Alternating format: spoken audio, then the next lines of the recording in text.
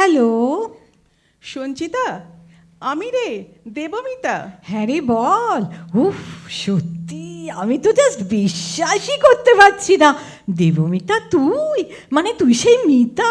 উফ, আজ কত বছর পরে আমাদের আবার কথা হচ্ছে বলতো। এই তুই কেমন আছিস রে? এই ফেসবুকে তোর ফ্রেন্ড রিকোয়েস্ট পাওয়ার পর আমি অবাক হয়ে গেছিলাম, তাই সঙ্গে সঙ্গে অ্যাকসেপ্ট করে নিলাম। একটু অন্তত দম নে, তা না হলে তো হাঁপিয়ে উঠবি রে। ও হ্যাঁ হ্যাঁ হ্যাঁ, সরি সরি রে। নে নে নে, তুই বল তুই বল। আসলে এতদিন পরে কথা তো, এক্সাইটমেন্টটা জাস্ট চাপতে পারছি না রে। না না না, তুই বল তুই বল, তোর কথা শুনি। অবশ্যই বলবো। তোর সঙ্গে কি নিবেদিতা আর সুচরিতার যোগাযোগ আছে? নিবেদিতার সঙ্গে মাঝে মাঝেই কথা হয়, অবশ্য সেটাও খুব কম। এই 2 মাসে 3 মাসে হয়তো একবার। আর সুচরিতার সঙ্গে তোর মতোই, কলেজ ছাড়ার পরে আর কোনো যোগাযোগই নেই। দাঁড়া, তোকে একটা সারপ্রাইজ দিতে চাই। এই কি সারপ্রাইজ রে, বল বল। তুই ফোনটা ছাড়বি না, একটু হোল্ড করে থাক। ওকে।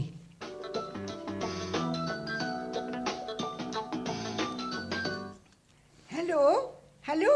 নিবেদিতা, আমি রে, দেবমিতা। হ্যাঁ হ্যাঁ বল। এই কদিন ধরে তোর ফোনের অপেক্ষাতেই তো ছিলাম, ভাবছিলাম কবে করবি। সেদিন ফেসবুকে তুই আমার ফোন নাম্বারটা চাইলি, দিলাম। অথচ তুই কিরকম বদের ধারি দেখ। হ্যাঁ, নিজের নাম্বারটা দিলি না, এত রাগ হচ্ছিল না, মনে হচ্ছিল দি। এই তো ফোন করলাম, আর রাগ করতে হবে না।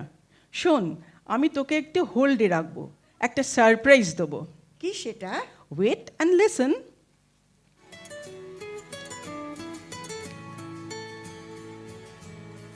হ্যালো সুচরিতা, শোন, আমি দেবমিতা বলছি রে। হ্যাঁ বল রে। এই তাহলে 4 দিনের মাথায় তোর হাফ অ্যান আওয়ারটা কমপ্লিট হলো। ফেসবুকে মোবাইল নাম্বারটা চেয়ে লিখলি, within half an hour phone করবি। কি রে তুই? উফ বাবা, হ্যাঁ এত বছরই তুই দেখছি একটুও বদলাসনি। পরে একদিন সময় করে সব অভিযোগ শুন। তার আগে তোকে একটা সারপ্রাইজ দিই। সারপ্রাইজ? কি সারপ্রাইজ রে? ফোনটা ধরে থাক, এক্ষুনি শুনতে পাবি। Hello hello. হ্যালো।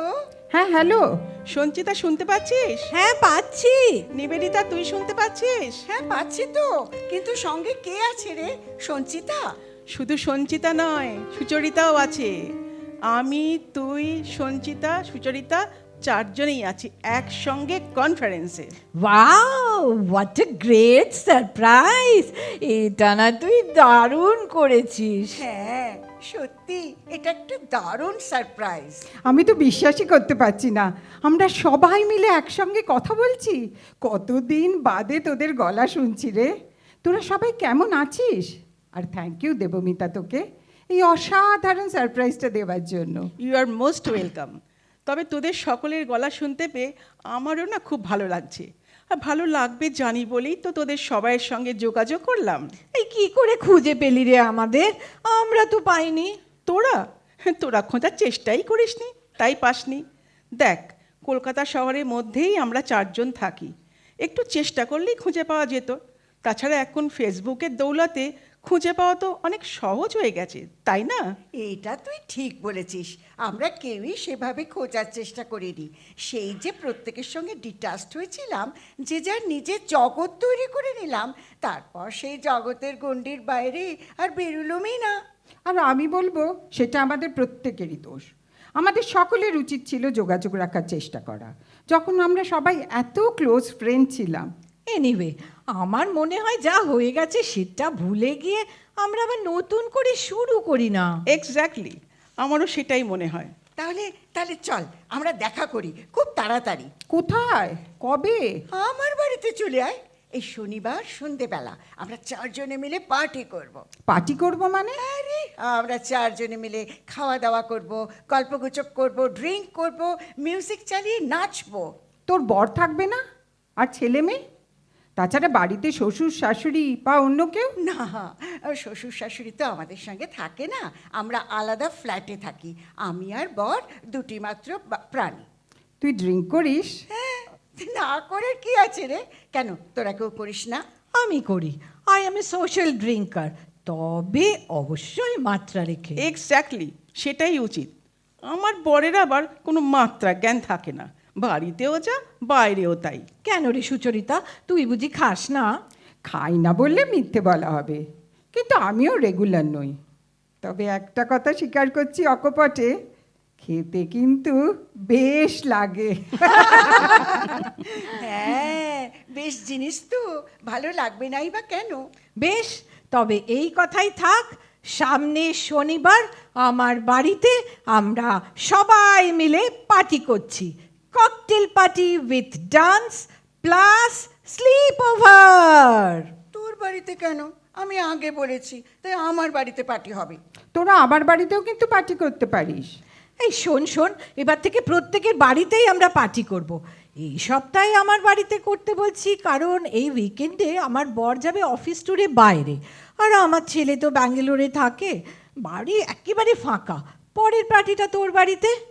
ঠিক আছে, ও যখন এত করে বলছে তাহলে চল এ সপ্তাহে ওর বাড়িতেই যাই। ঠিক আছে, নেক্সট টাইম কিন্তু আমার। আমি তাহলে ড্রিঙ্কসটা নিয়ে যাব। তা কেন? আমার বাড়িতে যখন পার্টি হবে আমিই সব ব্যবস্থা করব। শোন, তোর বর থাকবে না, তোর পক্ষে কেনাও মুশকিল। আমার কিন্তু সেই অসুবিধা নেই, বাড়িতেই মজুত আছে। আর আমার বরেরও তো খেয়ে আলো থাকে না। আমি বরং সবেমাত্র খুলেছে এরম একটা বোতল নিয়ে চলে যাব। বেশ, তাহলে ওই কথাই রইল, আমরা সামনের শনিবার সঞ্চিতার বাড়ি মিট করছি। একটা হোয়াটসঅ্যাপ গ্রুপ করে আমি সবাইকে সঞ্চিতার অ্যাড্রেসটা পাঠিয়ে দিচ্ছি। পারফেক্ট, রাখছি তাহলে এখন। হ্যাঁ, রাখছি রে, বাই। By everybody. বাই।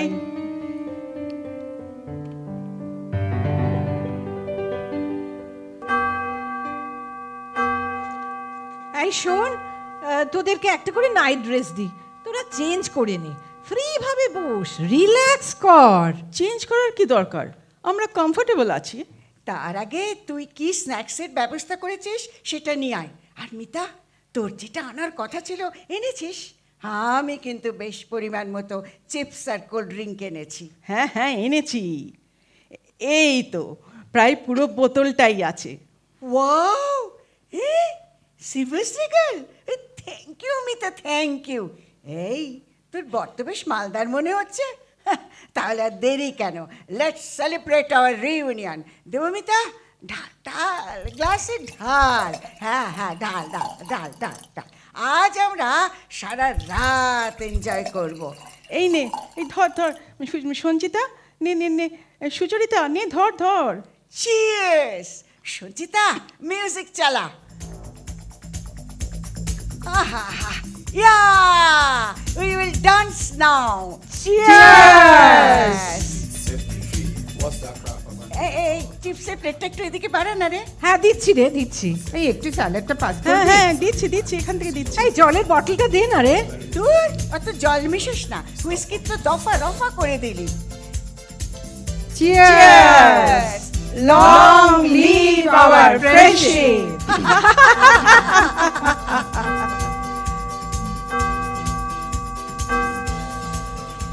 এই এবার তোরা ডিনার করবি তো? খাবার দেবো? আমি আর কিছু খাবো না বাবা, আমার মাথা যন্ত্রণা করছে।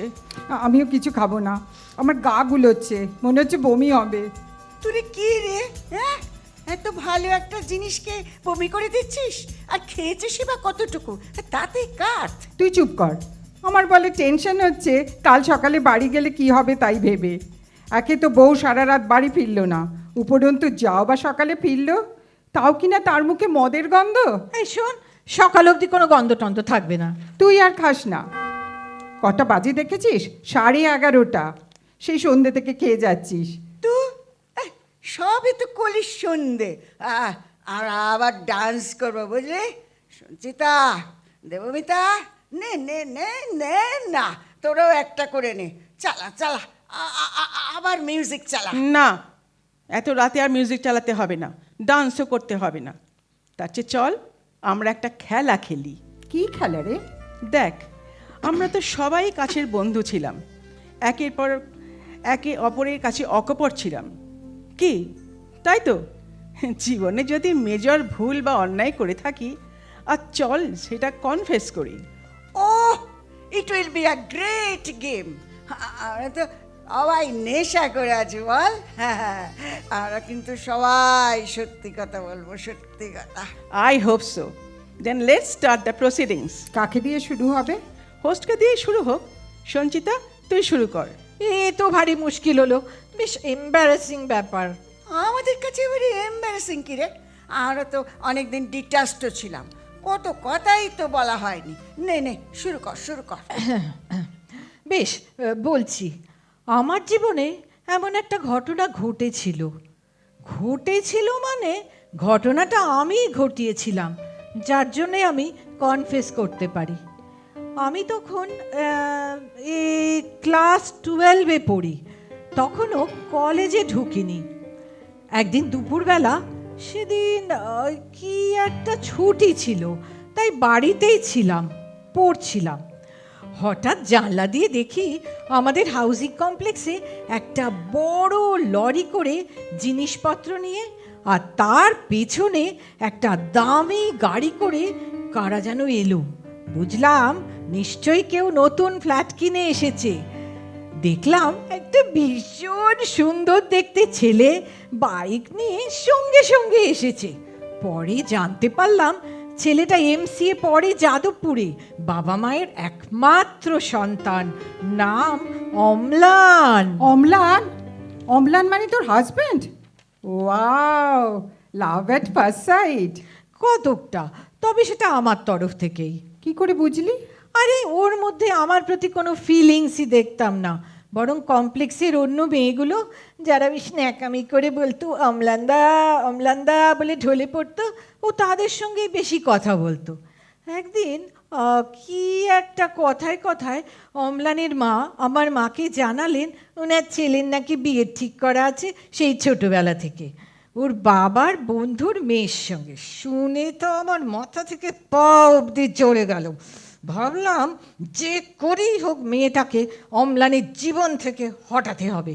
একটু প্রিসাইজ করে বল প্লিজ, আমাদেরও তো বলতে হবে। আরে বাবা, ঠিক আছে রে বাবা, বলছি এই শোন না। যেটা বলছিলাম, একদিন দুপুরে বাবা মা কেউ ছিল না, থাকবে না অবশ্য আগে থেকেই জানতাম, তাই সেই সময়টাতে অম্লানকে আসতে বলেছিলাম। বাহ, তুই তো বেশ পাকা খেলুড়ে রে।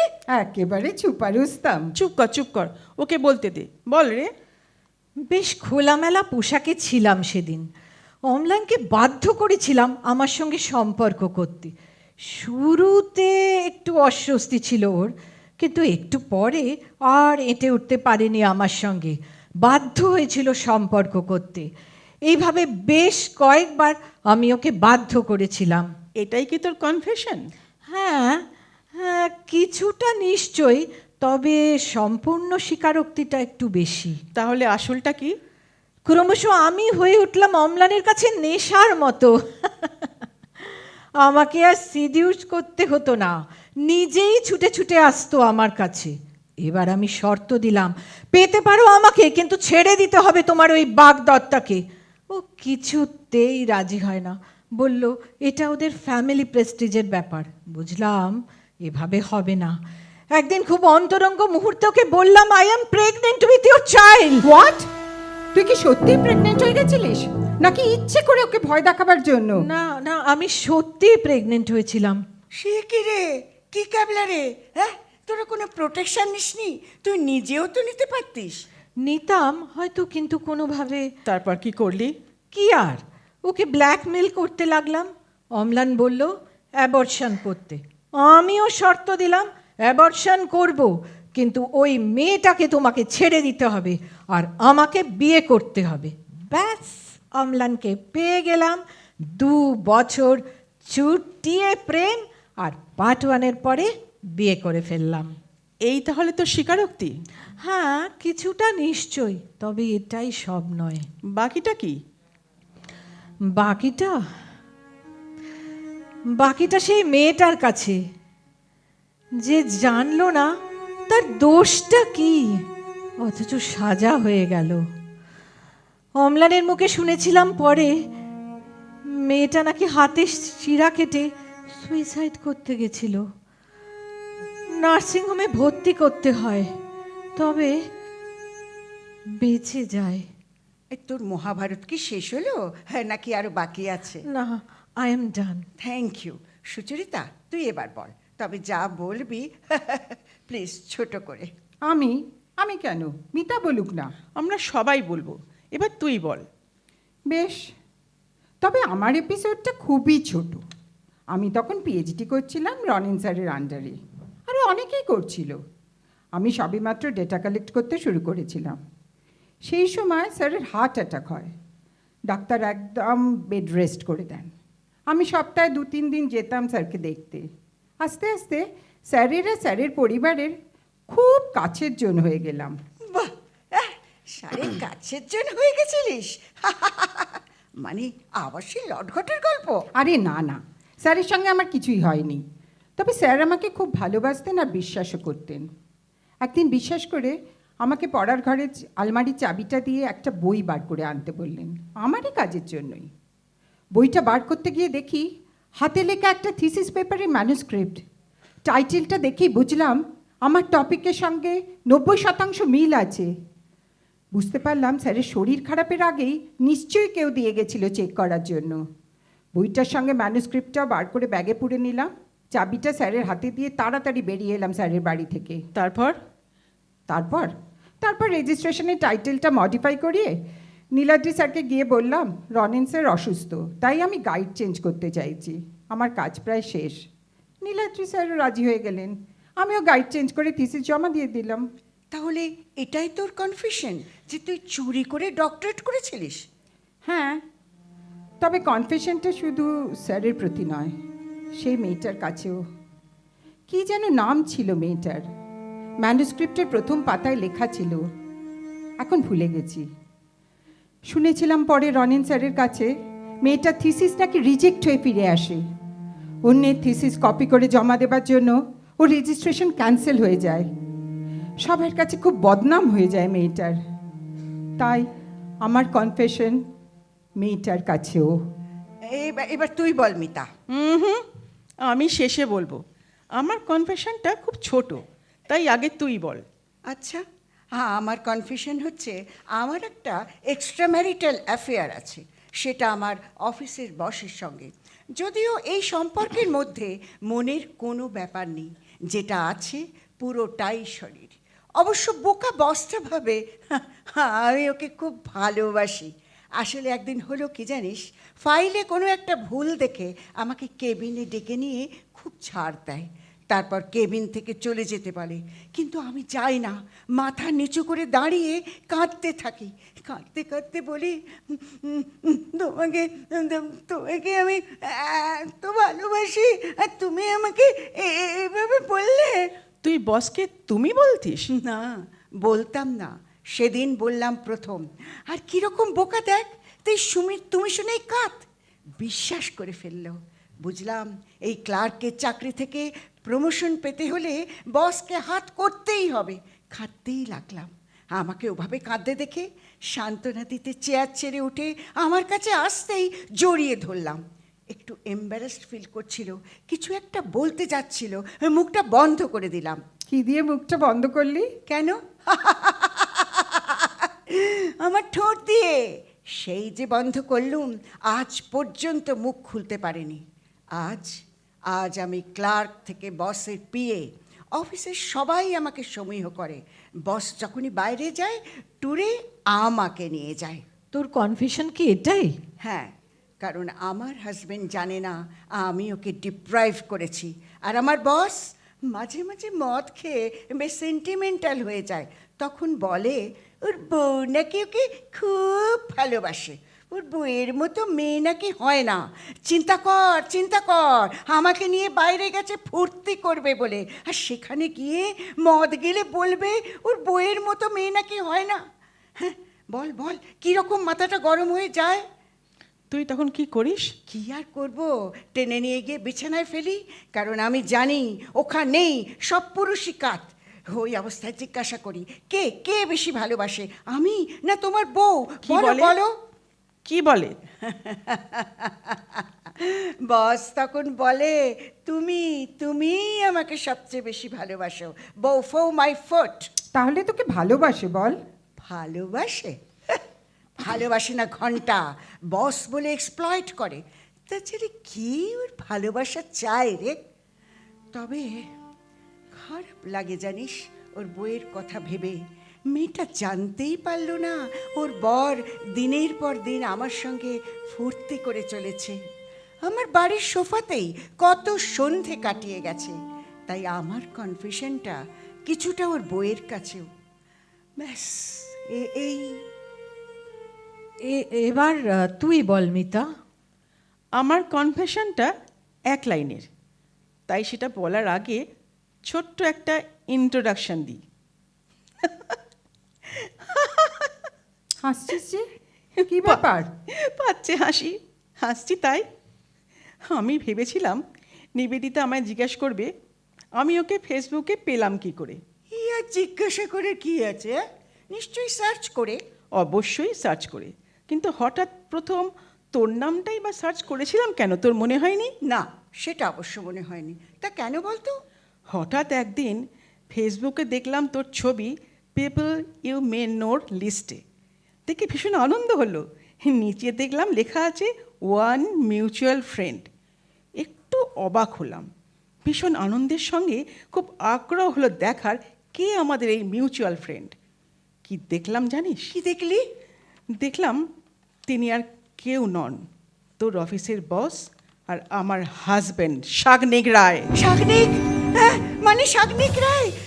হ্যাঁ, আমার বস তোর হাসবেন্ড? Yes, unfortunately yes. একটা সন্দেহ হয় মনে, নজর রাখতে থাকি শাগনিকের ওপর, প্রাইভেট ইনভেস্টিগেটর লাগাই। তুই যে এতক্ষণ বলছিস না ট্যুরের কথা, বাড়ির সোফাটার কথা, এগুলো সব আমি জানতাম জানিস। তুই সব জানতিস? হ্যাঁ হ্যাঁ রে, আমি সব জানতাম। তুই এতদিন কিচ্ছু বলিসনি? কোনো প্রতিবাদ করিস? প্রতিবাদ? প্রতিবাদ? আমি তো কোনো দিনই কিছু বলিনি। কলেজে মাত্র কয়েকজনের মধ্যে তুই একজন ছিলিস, আমাকে জিজ্ঞাসা করেছিলিস আমার হাতের কাটা দাগটা কিসের, তোর মনে আছে?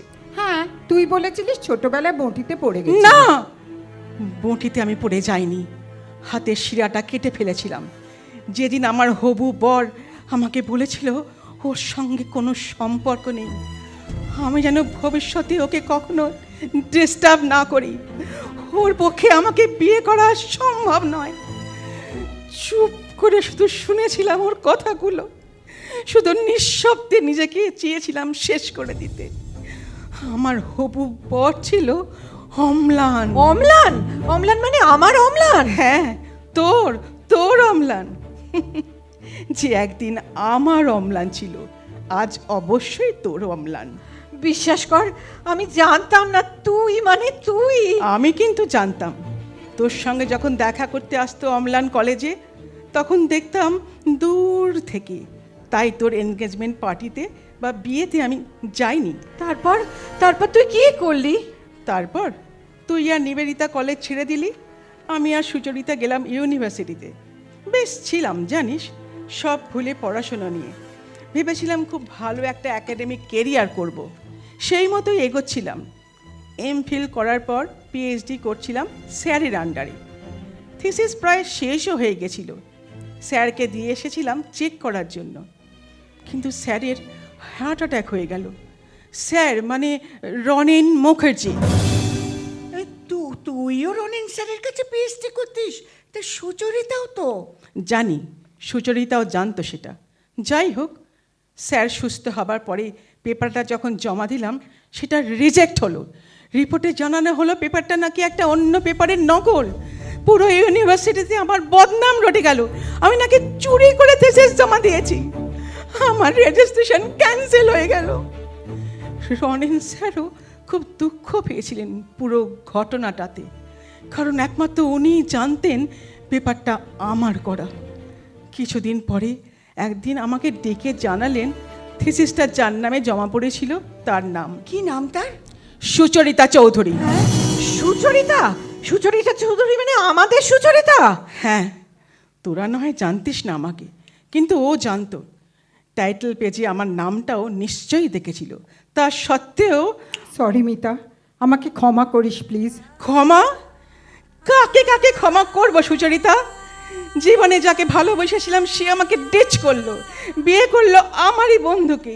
ভালো করে পড়াশোনা করতে গেলাম, আমারই বন্ধু আমার করা থিসিস চুরি করে জমা দিল, আর আমার কপালে চুটলো চোর বদনাম। সব ভুলে সংসার করতে গেলাম, স্বামী একটা এক্সট্রা ম্যারিটাল অ্যাফেয়ার করলো আমারই বন্ধুর সঙ্গে। তোরা জেনে বা না জেনে আমার জীবনটা শেষ করে দিলি রে। দুবারই জীবনটা শেষ করে দিতে চেয়েছিলাম। প্রথমবার হাতের শিরা কেটে, দ্বিতীয়বার ঘুমের ওষুধ খেয়ে, কিন্তু কোনোবারই সাকসেসফুল হয়নি, বেঁচে গেছি। কিন্তু আর নয়, এবার আমাকে আর কেউ বাঁচাতে পারবে না। তুই কি পাগল হলি নাকি দেবমিতা? কি বলছিস তুই? পাগলামি করিস না তো দেবমিতা। কি ছেলে মানুষই হচ্ছে মিতা, কেন এসব কথা ভাবছিস তুই? তাহলে কি করব? হ্যাঁ, মুখ বুজে সমস্ত অন্যায় সহ্য করব আর তিলে তিলে মরব? কেন কেন আমি হ্যাঁ, কেন আমি সব সহ্য করবো বলতে পারিস? গত 20টা বছর ধরেই তো সহ্য করে আসছি রে, আর কতদিন।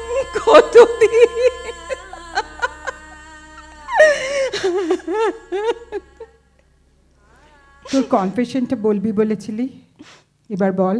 ও হ্যাঁ, আচ্ছা তোরা কেউ নোটিস করলি না তো আমি যে ড্রিঙ্কসের বোতলটা এনেছিলাম সেটা কিছুটা খালি কেন? তুই তো বলেছিলি তোর বরের সবেমাত্র খোলা একটা বোতল নিয়ে আসবি। কেন, আমি কি কিনতে পারি না? নাকি শাগনিককে বললে ও আমায় কিনে দিত না? ও তো জানতো আমরা বন্ধুরা মিলে ড্রিঙ্কস পার্টি করব। তাহলে কেন? বোতলের কিছুটা অংশ আমি নিজে হাতে শাগনিককে খাইয়ে দিয়ে এসেছি, আর বাকিটা নিয়ে এসেছি আমাদের জন্য। ও খেয়েছে বিকেলবেলা, 7 ঘন্টা হয়ে গেছে। আশা করি এতক্ষণে ও মারা গেছে। আমাদের আর একটু সময় লাগবে, হয়তো 8 ঘন্টা। বিষক্রিয়া সম্পূর্ণ হতে যতটুকু সময় লাগে আর কি। বিষ মিশিয়ে এনেছিলিস মিতা তুই? বিষ? তুই আমাদের বিষ খাইয়ে? না,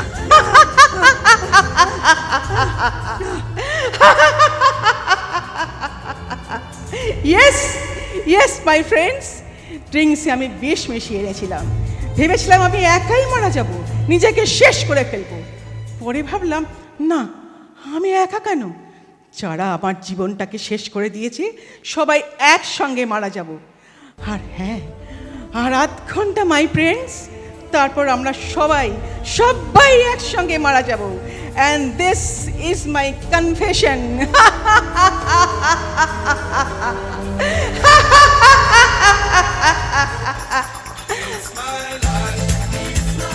Let's continue the party beyond death.